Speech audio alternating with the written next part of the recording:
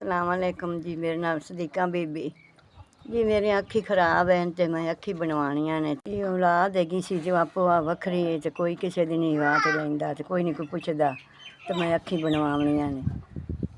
पैसे को नहीं जी अखी बनवाने वास्ते जी। मैं हस्पताल जानी हाँ सरकारी तो किस ले आंदे ने बल्ले आवी मोड़ आवी वो तो गल ही नहीं सुनते गरीबां दी ते हम केड़े पासे जाइए। प्राइवेट गुंजाइश को नहीं सरकारी जावी दी वो गल ही नहीं सुनते कदें ने मोड़ आवी हट आवी दा जी। हुण मैं इन्नी गुंजाइश को नहीं दी वो फीसां ज़्यादा मंगदे ने चोखियां तो केड़े पासे बंदा जावे। प्राइवेट दी गुंजाइश को नहीं दी तो अगले नेड़े नहीं आते आपो आदे आदा वखरे हो गए। हाँ आदे आदे बालें बच्चों च मसरूफ है जी। मैं तो आ बुढ़ी सवानी हाँ मैं तो ना दिहाड़ी आँदी ना मेहनत होनी तो मैं हूँ आदा आनी हाँ बेचारे मेरी अखी बन जा हूँ आदे आप ही मैं लई फिर जी। मेरे को पैसे नहीं है ना मेरी नहीं तो हूँ अखी बन जावन मैं तुहाडे अगे अर्ज की जो कोई है मेहरबानी कर दो मैं आदि अखी बनवा लवां।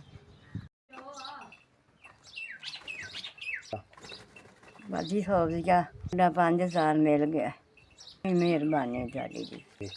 बाजी फौजिया अल्लाह तेनू गणा देवे तेरी मेहरबानी 5000 रुपया टक्कर गया मैनू। बाजी फौजिया मैनू 5000 मिल गया पुत्र वे शाबाश है। मैनू आरे दवाई दी अखां उखां बनवा सा मेहरबानी तुहाडी शाबाश है। तुहानू अल्लाह तुहानू हज करावे अल्लाह तुहानू गणा देवे अल्लाह तुहानू गणा देवे या तुहानू अल्लाह उमरा करावे तुहानू सुख ते आराम देवे तो पैसे वरते से दवाई लैसां तो तुहानू दुआवां देसां। मेहरबानी बड़ी बड़ी मेहरबानी शाबाश है तुहाडे। बाजी फौजिया 5000 रुपया मिल गया है अल्लाह तुहानू गणा देवे अल्लाह तुहानू हज करावे अल्लाह तुहानू बहुता देवे ते असीं नाले दवाई लैसां नाले तुहानू दुआवां देसां। मेहरबानी शुक्रिया अदा करियो भी मैं तुहानू दुआवां दिंदी रहां तुहाडे बच्चों नूं भी दुआवां देसां।